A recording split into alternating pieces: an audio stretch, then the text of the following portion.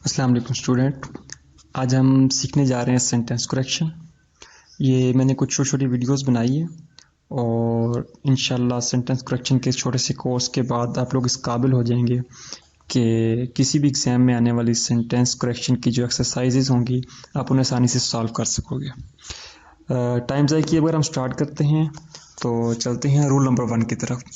Rule number 1, ये जो लफ्ज़ आपको स्क्रीन पर दिखाई दे रहे हैं dozen, score, 100,000, million and billion, इन वर्ड्स को जब भी आप सेंटेंस के अंदर यूज़ करेंगे तो इनके साथ एस का इजाफा नहीं होगा। ठीक है, डजन्स को भी डजन्स नहीं लिखेंगे आप, 1000 को थाउजेंड्स नहीं लिखेंगे, 100 को आप हंड्रेड्स नहीं लिखेंगे। ये हमेशा सिंगल यूज़ होते हैं। एग्जाम्पल देख, ही हैज़ 5000 रुपीज़। जैसे कि मैंने बताया कि एस का इजाफा नहीं होगा तो ये सेंटेंस की फॉर्मेशन इनकरेक्ट है। आप इसे लिखेंगे ही हैज़ 5000 रुपीज़। इस तरह नीचे वाली एग्जाम्पल है, आप उसको भी देख लीजिए। ही बारोड 10 मिलियन रुपीज़, इनकरेक्ट है। ही बारोड 10 मिलियन रुपीज़। हाँ, लेकिन अगर इन अल्फाज के साथ ऑफ का इजाफा हो तो हम इनके साथ एस लगाते हैं। जैसे he earns hundreds of dollars in a week, his hen lay dozens of eggs daily. Clear हो गया? चलें, रूल नंबर 2 है फिश, डेयर एंड शीप। इन वर्ड्स की जो जमा होती है वो भी यही होती है, फिश, डेयर एंड शीप। इनके साथ किसी भी वर्ड का इजाफा नहीं होता। फिश एज अ सिंगुलर भी फिश होगा, फिश एज अ प्लूरल भी फिश ही होगा। डेयर की जमा भी डेयर ही रहेगी, शीप की जमा भी शीप ही रहेगी। हाँ, लेकिन मैं आपको बताता चल कि अगर मछली की बहुत सारी इकसाम के बारे में बात कर रहे हो तो हम फिश की जगह फिशेस भी इस्तेमाल करते हैं। जैसा कि एग्जांपल में दिया हुआ कि he made research on the fishes of the Indus river. उसने इंडस रिवर के अंदर पाई जाने वाली बहुत सारी मछलियों के ऊपर रिसर्च किया। मछलियों किस में होंगे तो आप फिश की जगह, फिश की जमा के अंदर आप फिशेज यूज करेंगे। Rule number 3, innings. लफ्ज इनिंग्स एक ही शक्ल में वाहिद और जमा दोनों के तौर पर इस्तेमाल होता है। For example, in a test match each team player plays 2 innings. We made 300 runs in our first innings. बहुत आसान सा ये भी रूल है। ये जितने भी मैं रूल आपको सिखा रहा हूँ ये सारे बहुत सिंपल से रूल हैं। आप इनको जस्ट एक सरसरी देखते चलेंगे तो आपको इंशाल्लाह ये ज़ुबानी याद भी हो जाएंगे और आपको बहुत इजीली आप सेंटेंस करेक्शन करने के काबिल भी हो जाएंगे। रूल नंबर 4, लफ्ज़ हेयर, ये जो सर के बाल होते हैं अगर इनसे हम पूरे सर के बाल मुराद ले रहे हों तो ये अनकाउंटेबल की तरह वाहिद शुमार होगा। अनकाउंटेबल नाउन वो होते हैं जिनको गिना ना जा सके, जैसे आसमान के सितारे, सर के बाल, रेत के ज़रात। और काउंटेबल नाउन्स वो होते हैं जिनको हम आसानी से गिन सकते हैं, जैसे 2, 4, 6, 8, 10, किसी भी चीज़ की हम काउंटिंग करते हैं। अगर हेयर से मुराद सर के बाल लिए जा रहे हैं तो हेयर के को हेयर ही लिखेंगे, इसके साथ एस का इजाफा नहीं होगा। She has curly hair, she has curly hair. देखिए हमने हेयर के साथ एस का इजाफा नहीं किया। लेकिन अगर बालों को हम एज आ इनफरादी तौर के ऊपर ले रहे हों कि हमने किसी जगह पर 2 या 3 बाल पड़े हुए देखे तो वहाँ पे हम हेयर के साथ एस का इजाफा करेंगे। नेक्स्ट एग्जाम्पल आ रही है, आप एग्जाम्पल को ज़रा गौर से देखिएगा, आपको इंशाल्लाह कॉन्सेप्ट क्लियर हो जाए। He has 2 white hairs in his beard. उसकी दाढ़ी के अंदर 2 सफ़ेद बाल हैं। She found a here in her soup, उसके सूप के अंदर एक बाल पाया गया। तो यहाँ पे जो कि इंफरादी तौर पे बालों को ले रहे हैं तो इस यहाँ पे हम हेयर्स भी लिख सकते हैं।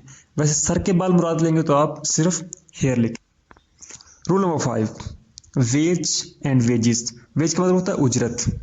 इसकी आप एग्जाम्पल देखें तो आपको समझ आ जाएगी कि ये भी बड़ा simple. He earns a good wage though the job is not good, wages are paid on daily basis. Clear हो गया कि जहाँ पे उजरत एक मतलब लमसम अमाउंट के तौर पे हम लेंगे तो वहाँ पे उसके लिए हम वेज इस्तेमाल करेंगे।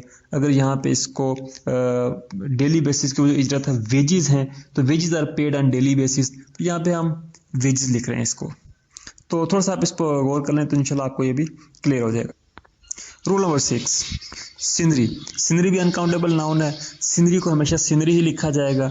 अक्सर हमने सीनरीज लिखा हुआ देखा होता है तो वो गलत है बिल्कुल भी, उसको आप इंग्लिश में यूज़ ना करें, आप हमेशा सीनरी लिखेंगे। इसकी एग्जांपल, आई सा beautiful scenery, the scenery of Swat is beautiful. Sceneries नहीं सीनरी लिखेंगे हम, ठीक हो।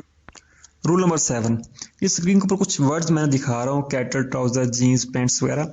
ये लफ्ज़ हमेशा प्लूरल यूज़ होते हैं, ये लफ्ज़ सिंगुलर यूज़ नहीं होते। ठीक, एग्जाम्पल देखते हैं, his jeans is blue, is नहीं, मैंने बताया कि हमेशा प्लूरल यूज होते हैं, जमा के तौर पे यूज होते हैं। His jeans are blue, my glasses have broken. Move करते हैं नेक्स्ट रूल की।